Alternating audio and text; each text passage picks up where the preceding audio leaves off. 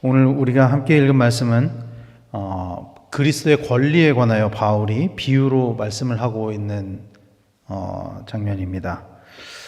특히 어떤 것을 비유로 들고 있냐면 로마의 관습을 비유로 들어서 오늘 말씀을 설명하고 있어요. 로마의 관습에 의하면은 주인의 아이일지라고 할지라도 어린 시절에 후견인의 보호 아래에 있어야 하고, 그때는 후견인의 아래에 있을 때는 종과 다름이 없는 처지로 있게 됩니다. 심지어 어떤 경우에는 자신의 아내가 아들을 낳았을지라도 그 아들을 자기 아들로 삼을지 말지를 결정해야 하는 경우도 있었어요. 로마 시대에는. 왜냐하면 로마 시대의 심각한 성적 타락의 문제들 때문에 때로는 이 아들이 내 아들인지 그걸 확신하지 않을 때는 이 아이를 내 아들로 받아들일지 받아들이지 않을지, 이런 문제들이 있었다는 거죠. 자기의 아들, 자기의 상속자를 정하는 데 있어서.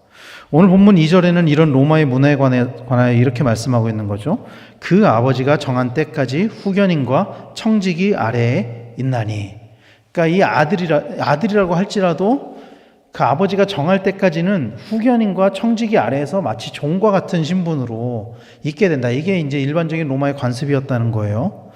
일반적으로 그래서 로마에서 재산권을 행사할 수 있는 나이를 보통 25세로 봅니다. 25세로 봅니다. 그러나 당시에는, 오늘날에는 성인, 그러면은 정확한 기준이 있잖아요. 그러나 당시에는 이 성인이 되는 나이가 명확하게 지정이 되어 있지 않았었고, 보편적으로 25세 전후라고는 하지만 더 정확한 것은 아들이 그 성년이 되는 것은, 그리고 또 재산권을 행사하게 되는 것은 전적으로 아버지의 재량에 달려 있었다라는 거예요. 그래서 이 말씀에서도 그 아버지가 정한 때까지 이렇게 말씀하고 있잖아요. 그 아버지가 정한 때까지, 그 전까지는 후견인과 청지기 아래에 있게 된다. 이게 로마의 관습이었다는 거죠. 여기서 후견인은 어린아이를 책임지는 사람, 즉 아이를 돌봐주는 사람을 뜻하는 것이고, 청지기는 재산을 관리해주는 사람을 의미합니다.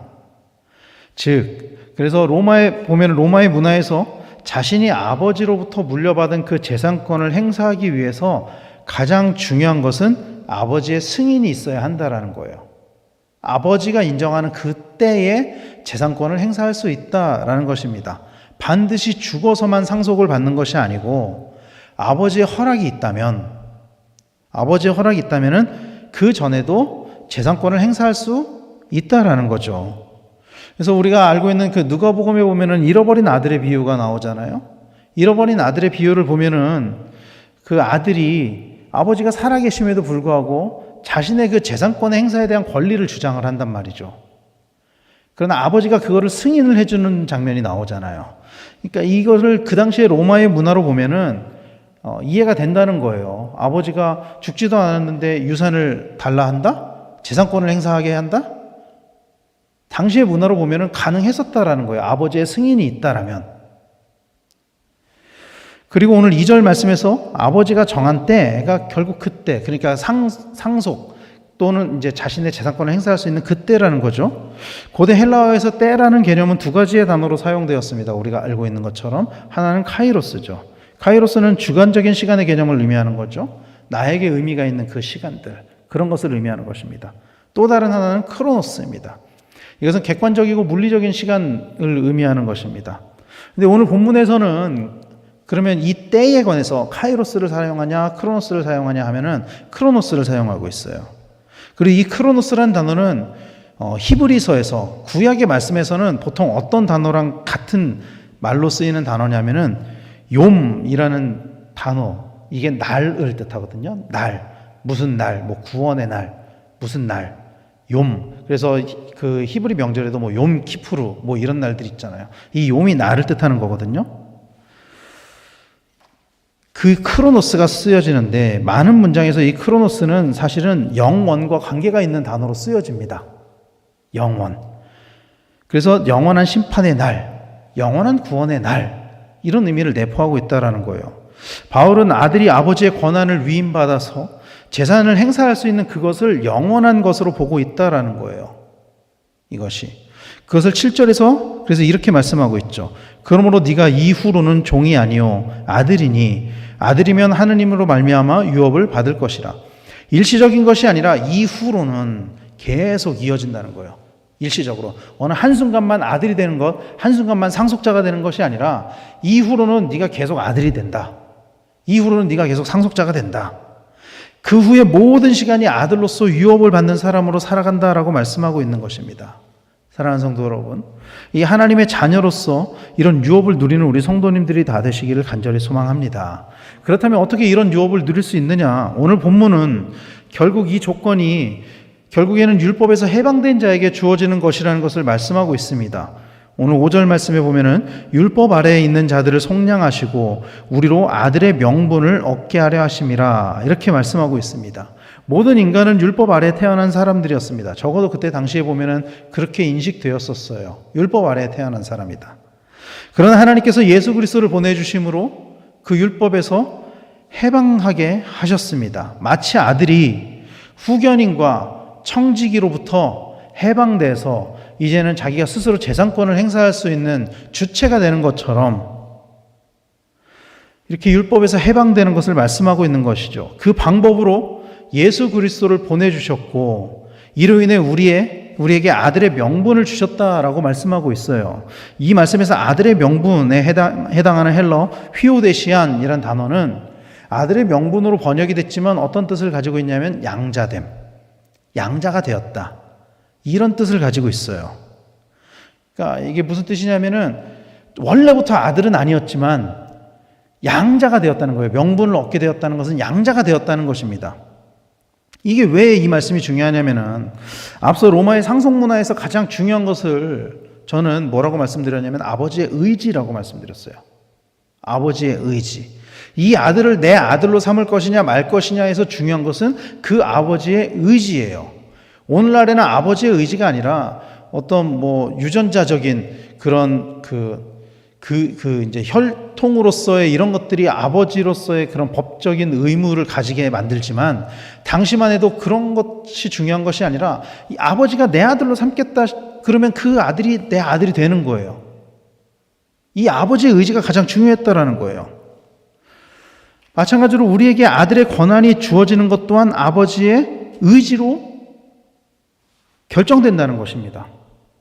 친아들이냐 양아들이냐 이게 중요한 것이 아니라는 거예요. 친아들이라고 할지라도 아버지가 내 아들로 삼지 않겠다 그러면은 내 아들이 아닌 거예요. 당시의 문화로 보면. 내 피가 섞여 있지 않다고 할지라도 내가 아들로 삼겠다 그러면 아들이 되는 거예요. 양아들이라고도 아들의 권한을 가지게 된다라는 것이죠. 하나님의 아들이 되는 것이 자연적으로 이루어지는 것이 아니라 하나님의 의지로 선택되었다라는 것을 강조하고 있는 것이죠. 이 단어는 오직 바울만 사용하거든요. 이 신약 성경에서.